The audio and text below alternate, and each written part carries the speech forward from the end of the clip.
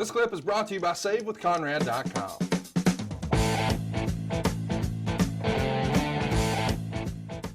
You think a lot of promoters, I mean, I know you're just saying that to be funny, but back then, of course, finishes were a huge deal. Maybe not as much anymore. That's to be debated for another show. But when you're loaning out an attraction like that, I think some promoters would probably think, well, if I'm paying all that money, I got to use it to get over my other talent. And whoever was booking said attraction may think, oh no, we have the finish negotiated as part of the booking. Do you think anybody ever tried to agree to a finish with a promoter and then try to renegotiate it with Andre in person? Had to happen, right? No, Andre, I think, was smart enough, and Andre always had a guy by the name of Frank Valois that traveled with him, was kind of his handler. So when Andre came into the territory, Frank would come in, Frank would handle a lot of the travel arrangements and things like that. And Andre always seemed to, at least in Texas, Andre would always travel with Bronco Lubitsch and or Danny Pletchis and someone like that, along with Frank. But Frank always got a spot on the card, always got, like preliminary pay. He got a payday for being with the Giant that night. And, you kind of dealt with Frank, but the Giant was business. I mean, Andre was business. You didn't go in and just, have Andre do a job. That's not good for your business either, to bring in a big attraction like that and then just beat him. That doesn't work either, because then he's one and done. But Andre did know the value of working a program, being able to come in and put guys over. Andre knew how to get people over being a Giant.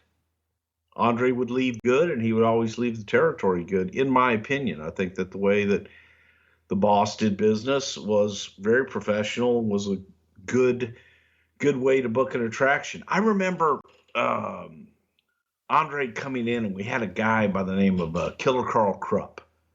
He was French Canadian, and his gimmick was the claw, which, because Fritz ran Dallas, it seemed like we had every other fucking guy in the business that had a claw. Every heel that had a claw could come in, and it's an instant program with Fritz, the Battle of the Iron Claw versus the Black Claw or whatever. So Krupp had this claw. And Carl Krupp was the question was, can Krupp get the claw on the Giant's head? What's he going to do? And what Krupp did, and again, people sit there and they think about it today. They go, "Oh man, that's a spot. That's fucking shit." No, it was great psychology, and it told a story that you actually believed because you demonstrated it. What Krupp did is he applied the claw to half the face. Instead of going temple to temple, he went nose to temple. And then he would dig his thumb into the Giant's eye.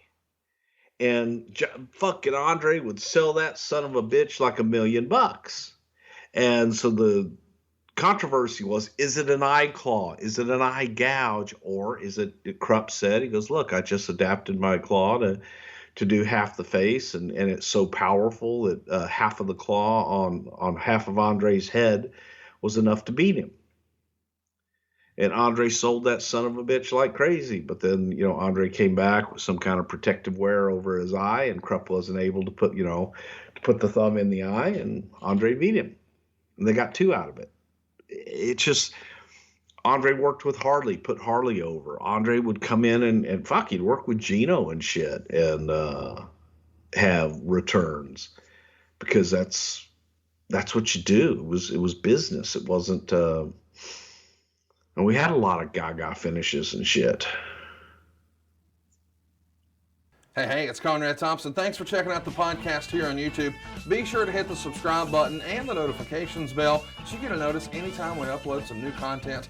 And go save yourself some money right now. If you're in a 30-year loan or you have credit card debt, it's not a matter of if I can save you money. It's a matter of how much. Find out right now for free at SaveWithConrad.com.